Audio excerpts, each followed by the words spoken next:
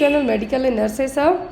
आज हम फिर से एक एएनएम का पेपर सॉल्व करेंगे, जिसमें मैंने आपको लास्ट टाइम बताया था कि जितने भी पेपर होंगे आपको अपडेट किए जाएंगे। तो ये जो एएनएम का पेपर है, ये ऑफिशियल पेपर है, 2023 को कंडक्ट किया गया था। इसमें 2 सेक्शन है। फर्स्ट सेक्शन आपका नॉन नर्सिंग है, जिसमें आपके 20 क्वेश्चन है। जो सेकंड सेक्शन है वो आपका नर्सिंग वाला है। तो सबसे पहले हम शुरुआत करेंगे यहाँ पर नर्सिंग वाले से। किससे? नर्सिंग वाले सेक्शन से हम यहाँ पे इसकी शुरुआत करेंगे। और जो भी लोग नए हैं प्लीज़ चैनल को सब्सक्राइब करके बेल आइकन बटन को ज़रूर प्रेस करके रखें, जिससे आपको कभी भी कोई भी वीडियो या कोई भी पेपर अपडेट होता है चैनल पर आपको तुरंत है जो मिल जाए। तो यहाँ पे देखिए बहुत सारे क्वेश्चंस ऐसे हैं जो आपने पढ़े हुए हैं, रिपीटेड भी हो सकते हैं आपको, और कुछ क्वेश्चन आपको नए भी लगेंगे। लेकिन ये पूरा ऑफिशियल पेपर जिसमें मैंने किसी भी तरीके का चेंजेस नहीं किए हैं। अब यदि आप अपकमिंग टाइम में एएनएम के लिए तैयारी कर रहे हैं तो मैं बता दूं कि अपकमिंग टाइम में आपको गुजरात में एएनएम की वैकेंसी आने के चांसेस हैं। साथ ही साथ यूपी में भी चांसेस हैं। बिहार में रिसेंट में पेपर हुआ था, इसलिए चांसेस अभी थोड़ा कम है, लेकिन आ सकती हैं। बिहार में सीएचओ की पोस्ट आ सकती हैं। तो ये पेपर उन सभी लोगों के लिए हेल्पफुल होगा जो लोग अपनी तैयारी कर रहे हैं, चाहे आप किसी भी नर्सिंग रिलेटेड एमपीएचडब्ल्यू एग्ज़ाम के लिए कर रहे हों, एएनएम के लिए कर रहे हों, लेडी हेल्थ विजिटर के लिए कर रहे हों। तो हम यहाँ पे क्वेश्चन स्टार्ट करेंगे क्वेश्चन नंबर 15 से। किससे? 15 से।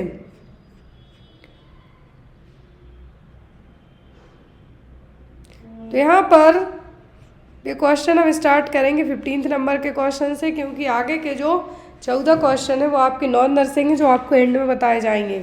क्योंकि अभी रिसेंट में मेरे पास स्पेशली एएनएम वालों के कमेंट आए कि आप नॉन नर्सिंग को बाद में जो भी पेपर सॉल्व करते हैं तो उसको नॉन नर्सिंग को लास्ट में किया कीजिए, नर्सिंग वाले को पहले।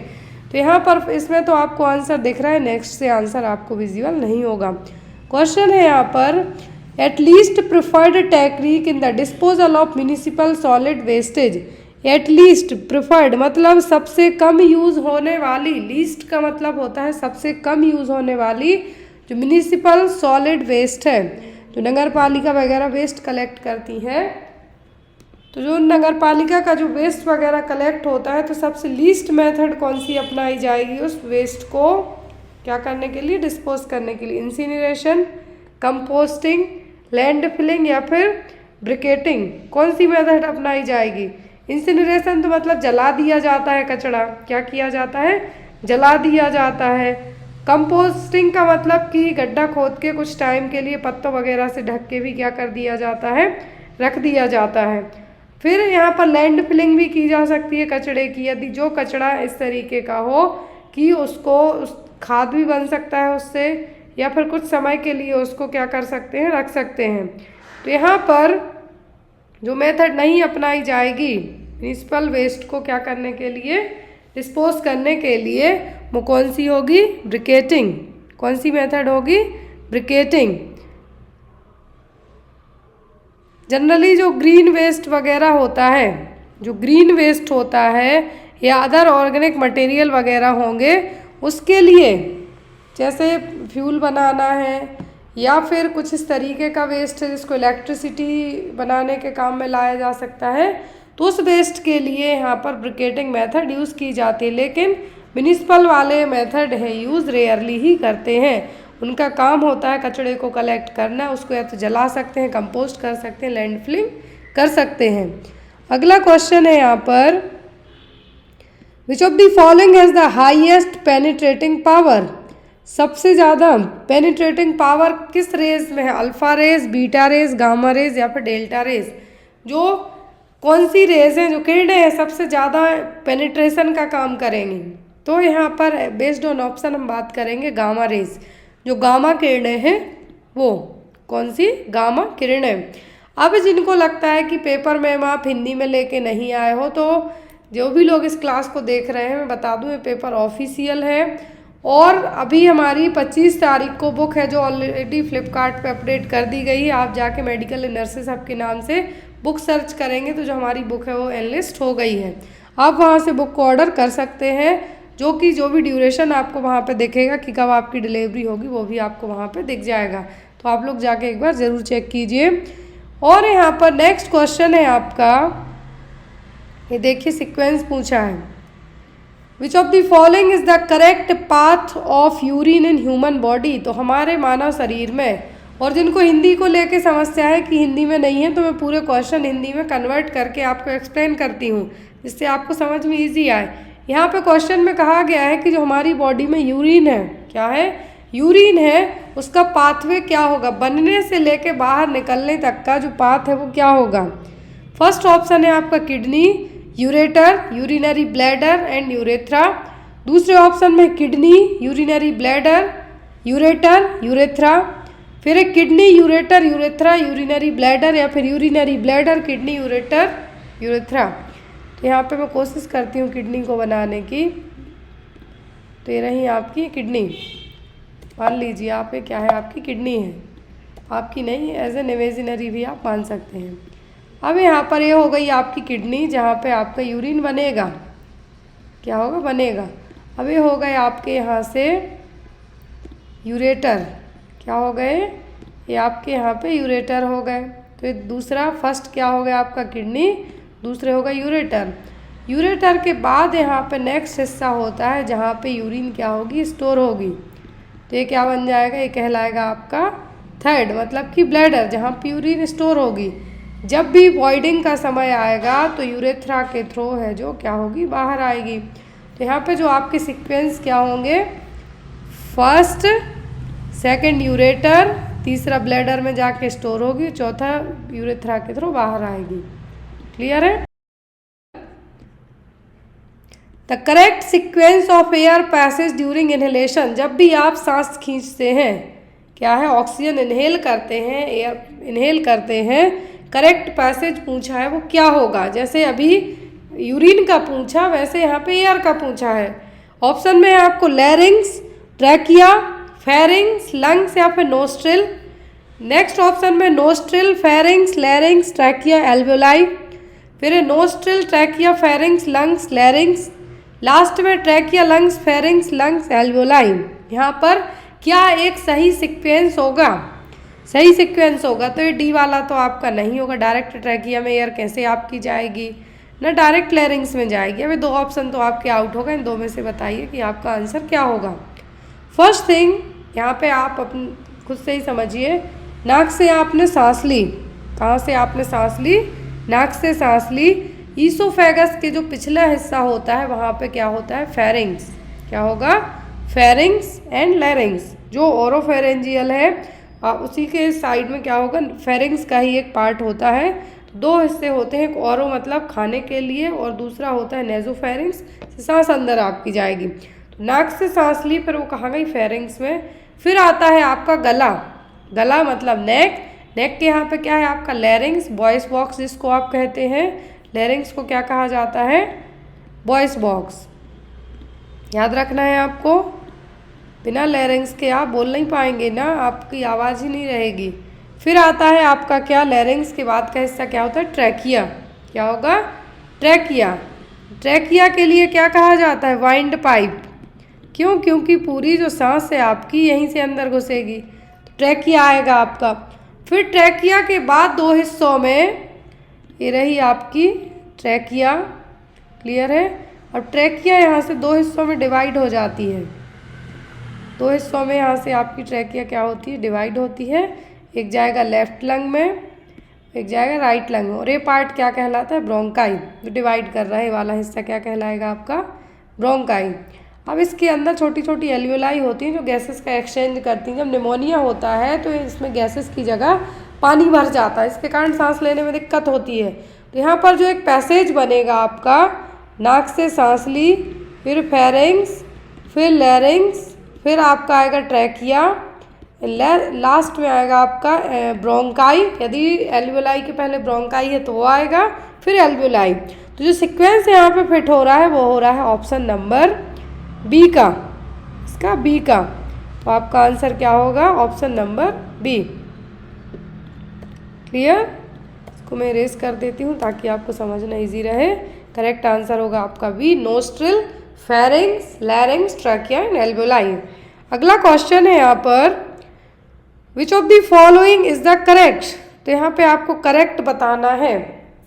Lymph equal to plasma plus RBC plus WBC. फिर यहाँ पर plasma equal to blood minus lymphocyte, blood equal to plasma plus RBC plus WBC, या फिर serum equal to blood plus fibrinogen. यहाँ पे करेक्ट सीक्वेंस बताना है, सीक्वेंस नहीं कहेंगे, कंपोजिशन कहेंगे हम कि क्या होगा। तो लिम्फ में आपकी आरबीसी नहीं होंगी। जो लिम्फ है यहाँ पर, लिम्फ का यदि कंपोजिशन हम पूछें, क्या है लिम्फ का कंपोजिशन हम कहें, तो इसमें आपकी डब्ल्यूबीसी होंगी, जो वाइट ब्लड सेल्स हैं, लिम्फोसाइट जिसको हम कहेंगे, और इसमें कुछ काइली प्रोटीन होगा, फैट होगा। तो इसमें आपकी आरबीसी और प्लाज्मा नहीं होंगी, तो ये नहीं होगा यहाँ पे।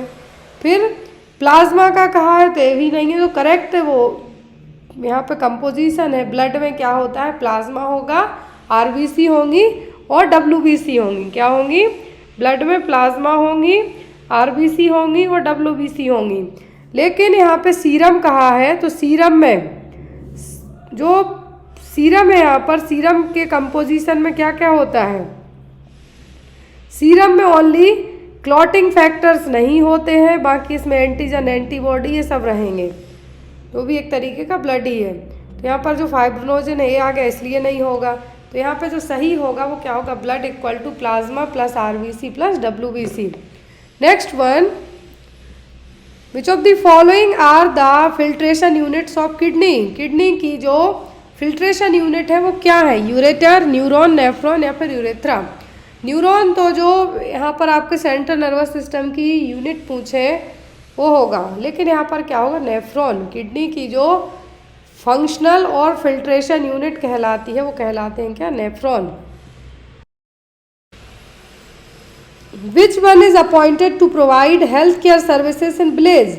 जो गांव हैं, गांव में हेल्थ केयर सर्विसेज यदि प्रोवाइड करवाई जानी है तो किसके थ्रू करवाई जाएंगी, हेल्थ गाइड के द्वारा, हेल्थ वर्कर के द्वारा, डॉक्टर के द्वारा कि नर्सेस के द्वारा।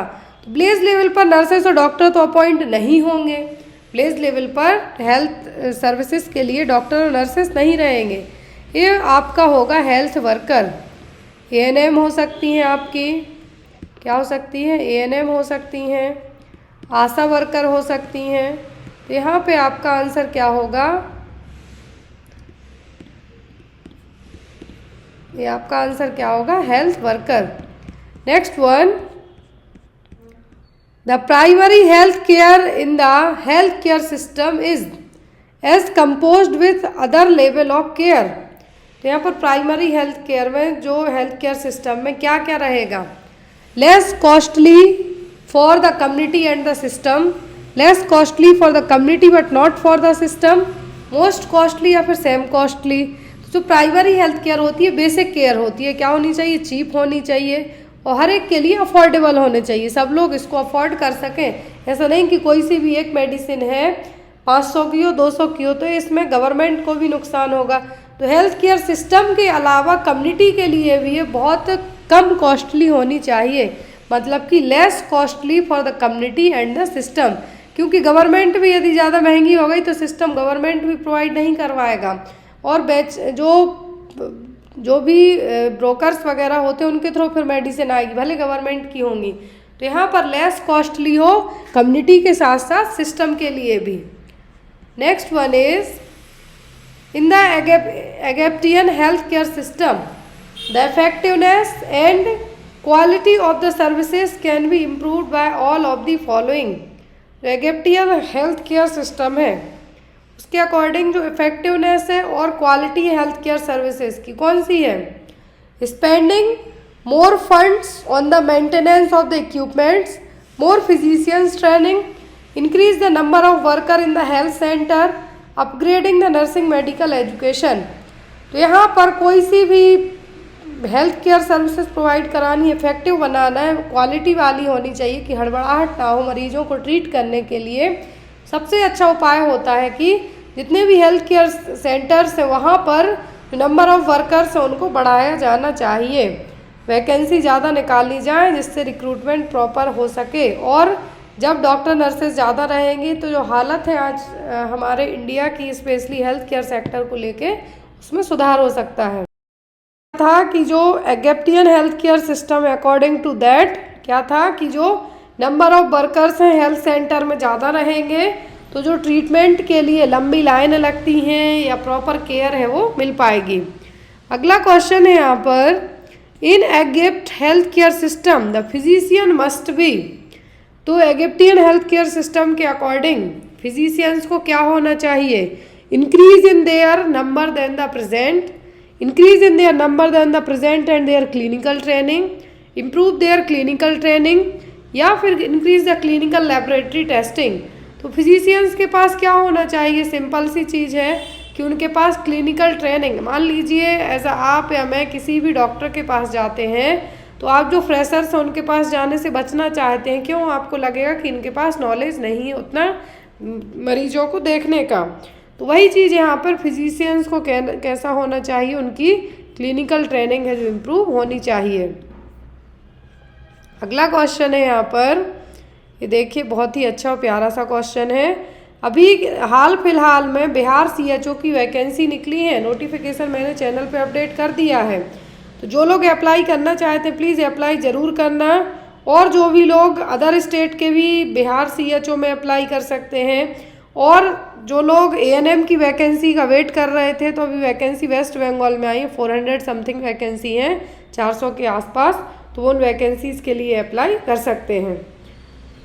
तो यहाँ पर क्वेश्चन है, which is the cheapest basic health care services applied for the mother. Mother के लिए सबसे बेसिक और चीपेस्ट हेल्थ केयर सर्विसेज कौन सी है? फर्स्ट ऑप्शन है secondary level of health care inside the maternal hospitals. दूसरा ऑप्शन है maternal health services applied inside health units और centres. Psychological management needed after abortion और लेबर इन सर्टेन केसेस, या फिर नन ऑफ दीज। मैटरनल मतलब mother से relate करते हुए बात की जा रही है कि मदर के लिए सबसे चीप और सबसे बेसिक हेल्थ केयर सर्विसेज कौन सी होगी? तो वो होंगी यहाँ पर मैटरनल हेल्थ सर्विसेज, जो कि जितने भी हेल्थ केयर सेंटर्स हैं, हेल्थ केयर यूनिट्स हैं, वहाँ पे प्रोवाइड करवाई जाएंगी। क्या होगा? Maternal health services applied inside the health units और centres. Next one is accessibility of the health services to all individual is the basic right in. एक्सेसिबिलिटी हो हर एक हेल्थ केयर सर्विसेज की, हर एक इंडिविजुअल का जो उनका बेसिक राइट होगा वो कौन सी केयर होगी? Tertiary health care, secondary care level, primary केवल, या फिर टेट्रा हेल्थ केयर लेवल? कौन सी होगी? एक्सेसिबल होगी, मतलब हर एक पर्सन उस केयर को क्या कर सकता है, यदि ज़रूरत पड़े तो अफोर्ड कर सकता है। तो वो केयर होती है प्राइमरी। हमेशा वो कौन सी केयर होगी? वो होगी आपकी प्राइमरी लेवल केयर। मतलब हर एक पर्सन का मतलब है गरीब हो या अमीर हो, हर एक के लिए वो केयर होगी। वो क्या होगी? प्राइमरी हेल्थ केयर, प्राथमिक केयर। अगला क्वेश्चन है यहाँ पर, which of the following is the limiting amino acid. इनमें से क्या है जिसमें अमीनो एसिड कम अमाउंट में होगा? सोयाबीन, ग्राम, लेंटिल्स, या फिर पी।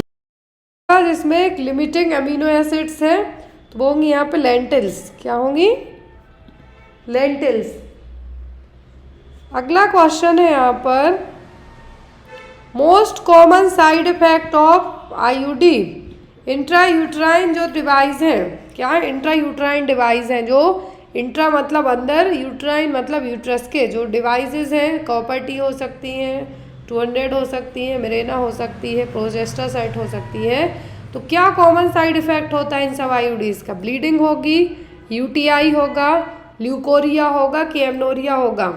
जब भी वर्ड रिया जुड़ जाए, देखिए RRHO ये जुड़ जाए मतलब कुछ ना कुछ क्या हो रहा है? डिस्चार्ज हो रहा है। अब यहाँ पर जब कुछ डिस्चार्ज हो रहा है, ल्यूकोरिया का मतलब होता है कि वाइट, क्या है? वाइट डिस्चार्ज होना।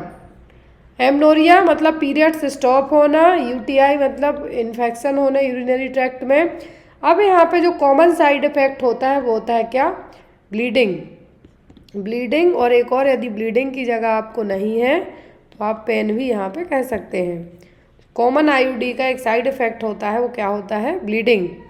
अगला क्वेश्चन है यहाँ पर, a baby is called exclusively breast feed if he और सी ब्रेस्ट फीड फॉर ए। देखिए इसमें आपको लगेगा कि आंसर किसको कर देंगे। अकॉर्डिंग टू मी मैं आपको बताऊंगी कि आंसर क्यों इसका इस तरीके से चूज किया गया। एक्सक्लूसिव ब्रेस्ट फीडिंग का मतलब होता है only breast milk, other than कुछ भी नहीं, इवन पानी भी नहीं। अब एक्सक्लूसिव ब्रेस्ट फीड वाले बच्चे कौन से कहलाएंगे? बेबीज 2 to 3 मंथ्स वाले, 3 to 4 मंथ्स, 3 to 5 मंथ या फिर 7 to 8 मंथ। अब यहाँ पे आपके 2 to 3 होंगे नहीं, 3 to 4 नहीं होंगे, 7 to 8 या 3 to 5 में से कुछ होंगे, 7 to 8 भी नहीं होंगे। ऐसा इसलिए क्योंकि after the 6 month, after 6 month के बाद क्या किया जाता है? वीनिंग स्टार्ट की जाती है।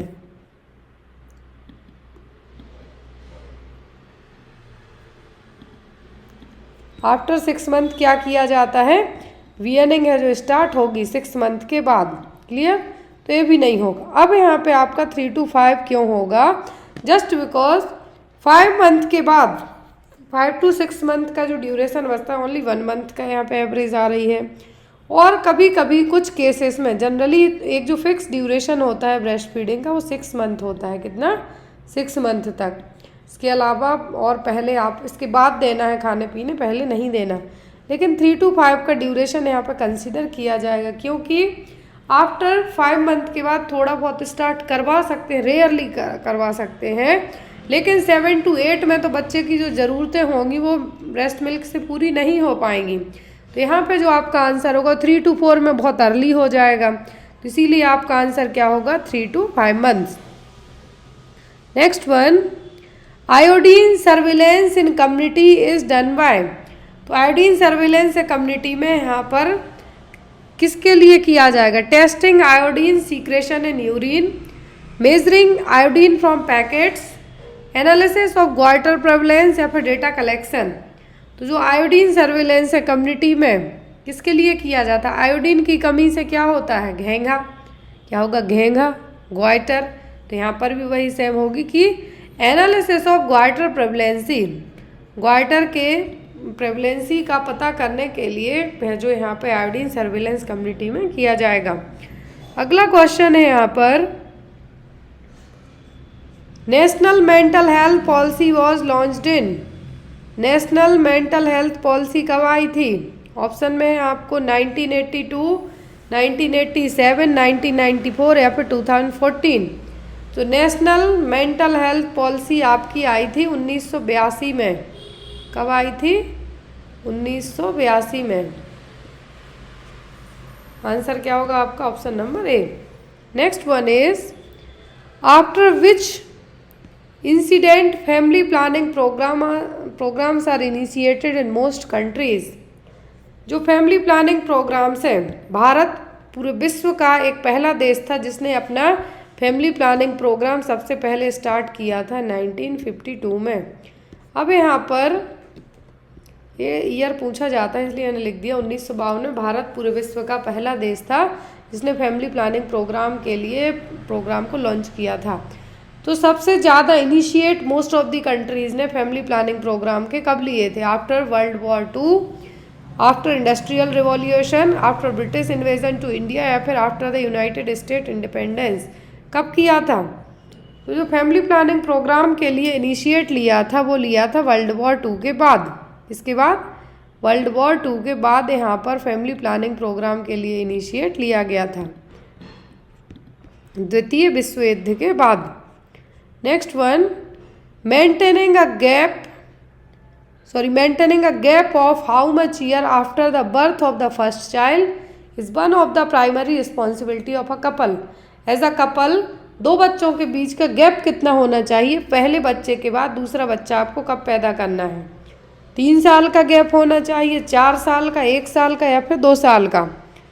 तो यहाँ पर यदि हम WHO के अकॉर्डिंग मानते हैं तो एटलीस्ट 3 साल का, कितना? एटलीस्ट 3 साल का गैप होना चाहिए दो बच्चों के बीच में। वो इसलिए कि जो फर्स्ट बेबी है, फर्स्ट बेबी कुछ पेरेंट्स में आपने देखा होगा कि 1 ईयर के बाद ही दूसरे बच्चे भी हो जाते हैं, लेकिन जो फिजिकली माँ को मेंटली सभी चीज़ों को प्रिपेयर्ड होने के लिए एटलीस्ट 3 साल का समय तो मिलना ही चाहिए। तो वही है कि एक कपल की प्राइमरी रिस्पॉन्सिबिलिटी, फर्स्ट रिस्पॉन्सिबिलिटी होनी चाहिए कि यदि पहले बच्चा 3 साल का हो जाए तो उसके बाद दूसरा आप प्लान कर सकते हैं। Next is how much iron is approximately required during pregnancy. ये आपको क्वेश्चन बहुत आता है, आयरन आ सकता है, आयोडीन आ सकता है, प्रोटीन आ सकता है, कुछ भी आ सकता है कि डेली कितने आयरन की ज़रूरत होती है, 1200 mg, 1000 mg, 1500 mg या फिर 1800 mg। अप्रॉक्सीमेट कितने आयरन की ज़रूरत होती है प्रेगनेंसी के दौरान, तो वो होगी यहाँ पर 1000 mg की, कितनी, 1000 mg की। Next is Which organization work as an administrative unit for implementation of family welfare program? ये क्वेश्चन MPCHO के पेपर में आ चुका है, यूपी में NHM के लिए आ चुका है क्वेश्चन में कहा गया है यहाँ पे आपको कि कौन सा ऑर्गेनाइजेशन है जो फैमिली वेलफेयर प्रोग्राम्स हैं उनको स्टेट के सभी डिस्ट्रिक्ट में जो फंक्शनिंग स्टेट हैं वहाँ पे ये प्रोग्राम इम्प्लीमेंट किया जाएगा, कौन सी एडमिनिस्ट्रेटिव यूनिट के द्वारा, the state family welfare bureau के द्वारा, the district family welfare bureau, the national family welfare bureau या फिर इंटरनेशनल फैमिली वेलफेयर ब्यूरो। तो यहाँ पे देखिए जो फैमिली वेलफेयर प्रोग्राम का इम्प्लीमेंटेशन का all district of the state, हर एक स्टेट के पूरे डिस्ट्रिक्ट में, तो यहाँ पर स्टेट के पूरे जैसे MP में, यूपी में, कर्नाटक में, कहीं भी स्टेट में लीजिए आप, तो पूरे जो डिस्ट्रिक्ट में यदि ये प्रोग्राम होना है तो जो डिस्ट्रिक्ट ऑफिसर है वहाँ से नहीं, उसको स्टेट लेवल से भी परमिशन और सभी चीज़ों की प्लानिंग वगैरह है जो सबमिट करनी होगी। तो यहाँ पर रिस्पॉन्सिबल कौन होगा, ये रिस्पॉन्सिबिलिटी होगी स्टेट फैमिली वेलफेयर ब्यूरो की, किसकी, स्टेट फैमिली वेलफेयर ब्यूरो की, पर्टिकुलर स्टेट की है जो एक ये जिम्मेदारी होगी। Next one, which of the following is not a pillar of recently launched woman entrepreneurship platform bye NITI Aayog. NITI Aayog ने WEP लॉन्च किया था, क्या किया था नीति आयोग ने लॉन्च, WEP। तो उसमें से WEP है जो नीति आयोग का, कौन सा इसका हिस्सा नहीं है, विचार शक्ति, कर्म शक्ति, इच्छा शक्ति या फिर ज्ञान शक्ति, कौन सा यहाँ पर इसका पार्ट नहीं है। तो इसके 3 पार्ट थे, क्या थे, इच्छा शक्ति, ज्ञान शक्ति और कर्म शक्ति, जो कि 16 दिसंबर 2018 को नीति आयोग ने लाया था। कब, 16 दिसंबर, यहाँ पे लिखना थोड़ा सा डिफ़िकल्ट है लैपटॉप की स्क्रीन पे, ट्राई करती हूँ। 60 दिसंबर 2018 में नीति आयोग ने लाया था, जिसमें था क्या क्या, आपका कर्म शक्ति, इच्छा शक्ति एंड ज्ञान शक्ति, वुमेन एंटरप्रेन्योरशिप के लिए, लेकिन विचार शक्ति इसका हिस्सा नहीं है। आंसर क्या होगा आपका, विचार शक्ति। Next one, on July 2018 the environmental ministry री इंट्रोड्यूस द मेडनी पुरस्कार योजना, a scheme that awards Indian authors for their original work in which language on environment, pollution and climate change subject। तो मिनिस्ट्री ऑफ एनवायरनमेंट ने क्या किया, एक री introduce किया मेडनी पुरस्कार योजना को जुलाई 2018 में, 22 जुलाई 2018 को।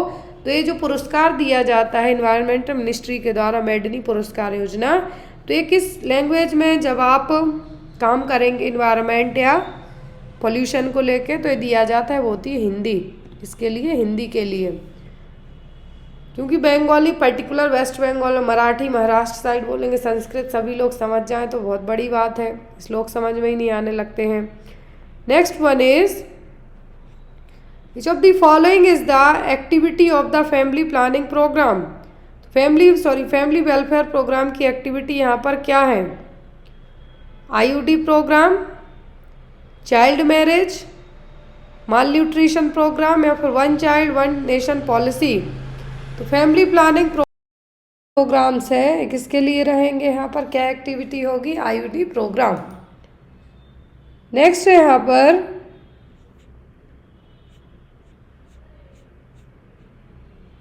For the client who is using oral contraceptives, the nurse informs the client about the need to take the pill at the same time each day to accomplish which of the following.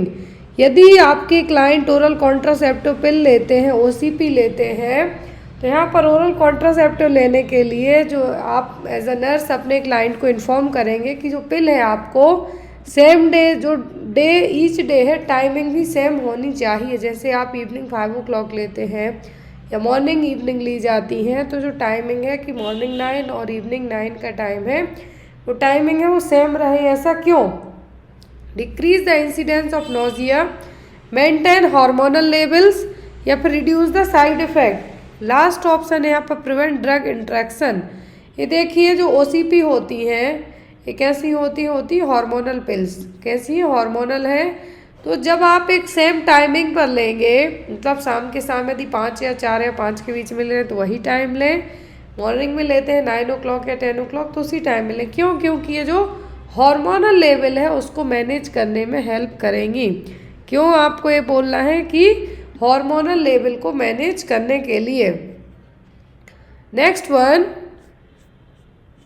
when taking an obstetrical history of a pregnant client who states, यहाँ पे एक pregnant client की आपको obstetrical history का, history में क्या है? I had a son born at 38 weeks, a daughter born at 30 weeks gestation, and I lost a baby of about 8 weeks. Nurse should record the obstetrical history as which of the following.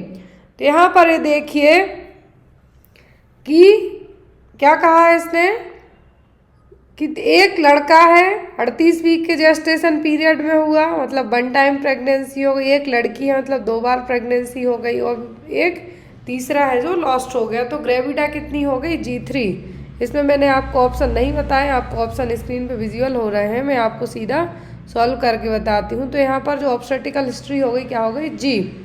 अब यहाँ पर उसने कहा है कि एक बच्चा 38 week में हुआ है, 38 वीक में, और दूसरा हुआ है 30 में, कितने? 30 हफ्तों में, और यहाँ पर जो एक है लॉस्ट हुआ है।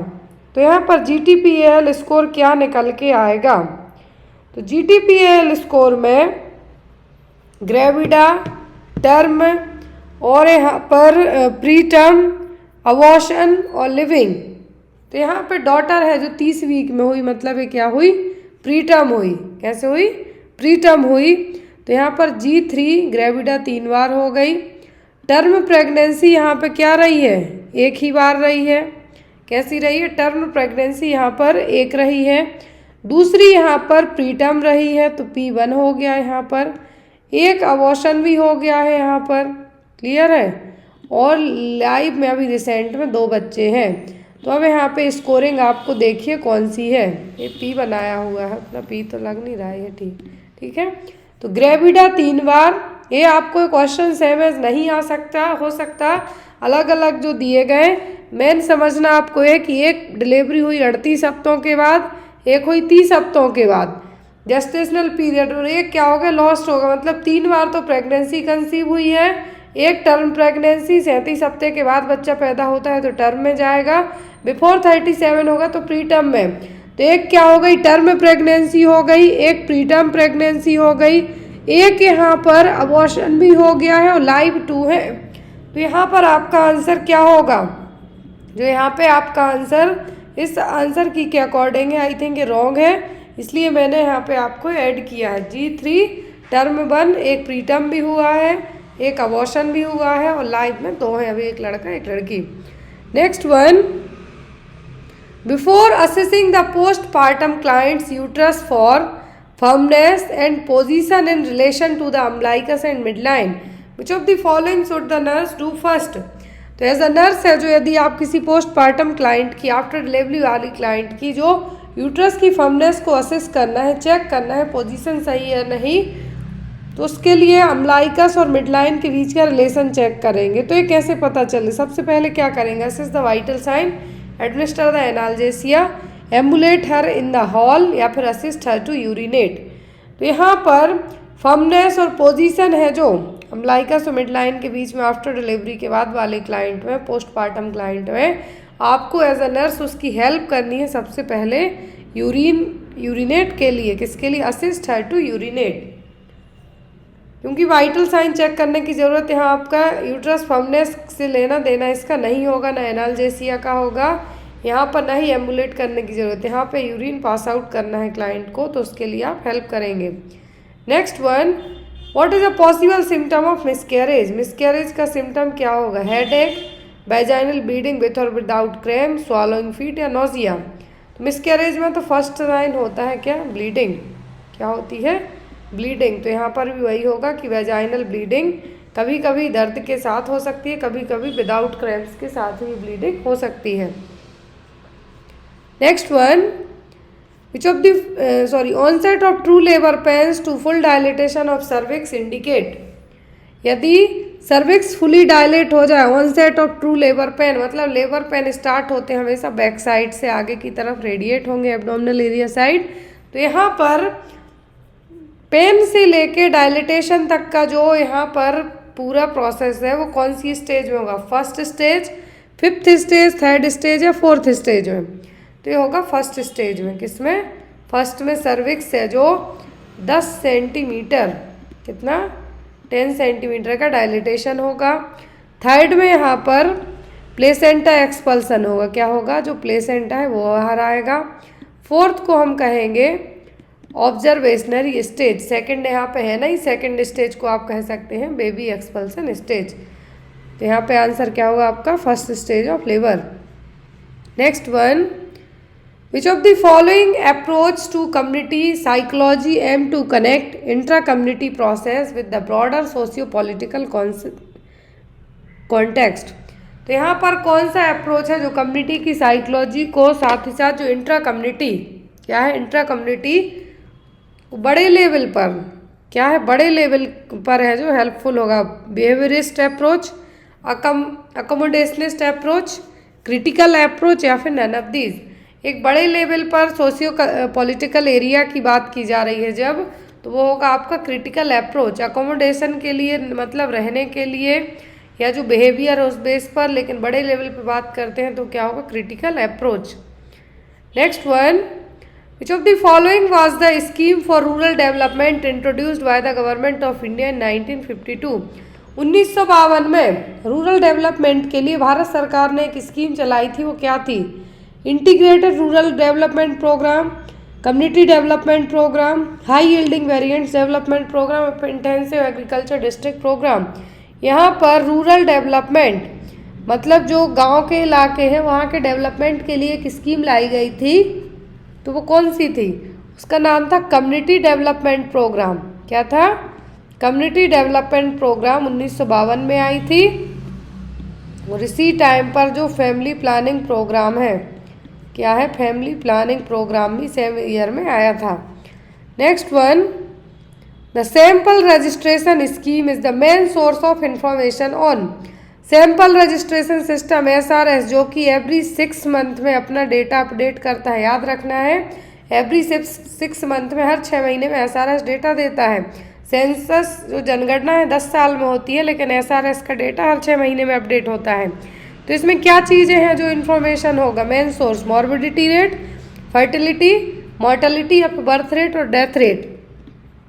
तो जो SRS डेटा से आप डेथ रेट और बर्थ रेट इन दोनों के लिए एक डेटा है जो पा सकते हैं कि इन 6 महीनों में किसी भी पर्टिकुलर स्टेट में या इंडिया में कितने बच्चे जन्म लिए हैं और कितने लोगों की डेथ हुई है।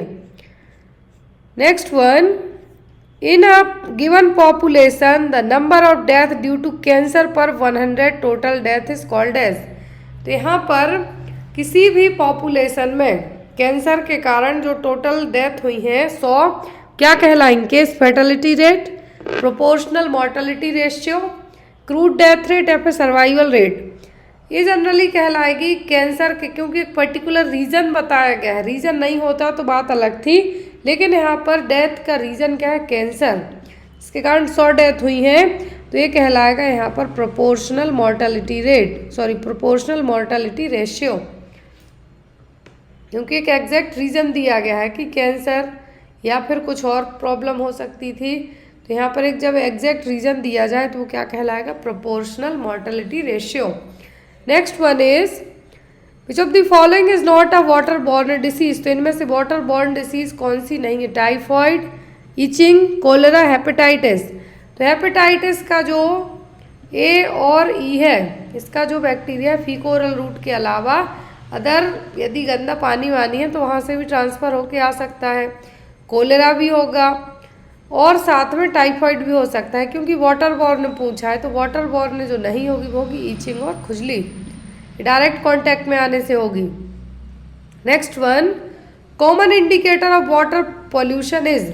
तो पानी के लिए जब जो बड़ी बड़ी टंकी वगैरह होती हैं उनको चेक किया जाता है तो वहाँ पर कॉमनली कौन सा बैक्टीरिया पाया जाता है, एंटामीबा हिस्टोलाइटिका, इकोलाई, इकोर्निया, क्रेसिपेस या फिर लेमना। तो यहाँ पर कौन सा बैक्टीरिया रहता है जनरली जब वाटर पॉल्यूशन का पता किया जाता है तो होता है इकोलाई। क्या होगा, इकोलाई सबसे कॉमन है। जो पानी की टंकियाँ यदि ज़्यादा लंबे समय तक भरी हुई रहती हैं या फिर गंदा पानी रहेगा किसी भी कुएं का या कहीं का भी, तो इकोलाई के लिए टेस्टिंग यहाँ पे की जाती है। Next one, on which date the Swachh Bharat अभियान वॉज लॉन्च्ड। स्वच्छ भारत अभियान कब लॉन्च हुआ था जिस दिन गांधी जी की जयंती होती है। तो यहाँ पर कब हुआ था, 2014 में हुआ था। गांधी जी की जयंती होती है 2 अक्टूबर को। कब हुआ था, 2 अक्टूबर 2014 को। वो अभी पिछले कुछ सालों से इंदौर है जो हमेशा टॉप क्लीन सिटी में आ रहा है, ये भी नाम याद रखना है। Next one, activated carbon is used in water treatment for. तो एक्टिवेटेड कार्बन यूज़ की जाती है वाटर को ट्रीट करने के लिए किस फॉर्म में, रिमूविंग कोरेसिवनेस के लिए, रिमूविंग डोर, रिमूविंग ऑर्डर या फिर रिमूविंग हार्डनेस। तो पानी को ट्रीट करने के लिए एक्टिवेटेड कार्बन यूज़ की जाती है ताकि पानी से जो स्मेल आ रही है वो क्या हो जाए, ख़त्म हो जाए। इसको ट्रीट करने के लिए, पानी से जो स्मेल आ रही है उसको ट्रीट करने के लिए। Next one, the world health day celebrated on. Rajasthan के एग्जाम में आया था क्वेश्चन, वर्ल्ड हेल्थ डे। तो वर्ल्ड हेल्थ डे कब मनाया जाता है, 7 अप्रैल को। एक चीज़ और मैं बता दूं, अभी रिसेंट में ITBP में जो Indo Tibetan border police force है, यहाँ पर ANM के लिए बहुत ही अच्छी सेंट्रल गवर्नमेंट की परमानेंट वैकेंसी निकली है। प्लीज़ आप लोग अप्लाई ज़रूर करना, अभी फॉर्म नहीं भरे जा रहा है आई थिंक, लेकिन आप एक बार वेबसाइट पर जाके ज़रूर चेक कीजिए। ITBP में ANM के लिए SI नर्सिंग ऑफिसर और फार्मासिस्ट की बहुत ही अच्छी वैकेंसी आई हुई है अभी। तो आप लोग एक बार चेक कीजिए, ऑफिशियल वेबसाइट है जो ITBP की, वहाँ पे आपको पूरा डिटेल में सब चीज़ें मिल जाएंगी। Next one, which of the following is an unhealthy habit. तो इसमें से अनहेल्दी हैबिट कौन सी है, sharing food, bathing twice a day, drinking wild water या फिर eating without washing once hand. Healthy habit तो अपना खाना शेयर करना है, दिन में 2 बार नहाना है, उबला पानी पीना है, लेकिन खाने के पहले बिना हाथ धोए खाना खाना है, क्योंकि अनहेल्दी पूछा है। तो वो क्या होगी आपकी, eating without washing once hand. Next one, which of the following disease is caused by various pathogenic micro organism. तो बहुत सारे माइक्रो ऑर्गेनिज्म के द्वारा होने वाली डिसीज कौन सी कहलाएंगी, डेफिशिएंसीज, हेरिडिटरी, इन्फेक्शियस या फिर डिजनरेटिव। ये देखिए चारों डिसीज को समझिए। पैथोजेनिक के थ्रू पूछिए, पैथोजेनिक का मतलब है कि कोई बैक्टीरिया वायरस है जो इसके लिए रीजन हो सकता है। क्लियर। अब यहाँ पर डेफिशिएंसी डिसीज का मतलब होता है कि किसी भी चीज़ की कमी, क्या है, किसी भी चीज़ की कमी हो जाना, तो होगी डेफिशिएंसी। हेरिडिटरी का मतलब होता है जो जेनेटिक होगी, मतलब अनुवांशिक, कोई भी बीमारी है जो अनुवांशिक होगी तो क्या कहलाएगी, हेरिडिटरी। इन्फेक्शियस मतलब किसी भी माइक्रो ऑर्गेनिज्म पैथोजन के द्वारा होगी, इसके लिए बैक्टीरिया हो सकता है, वायरस हो सकता है, सब होंगी इन्फेक्शियस। डिजनरेटिव मतलब उम्र के साथ साथ सेल्स में कुछ प्रॉब्लम्स होना, वो कहलाएंगी।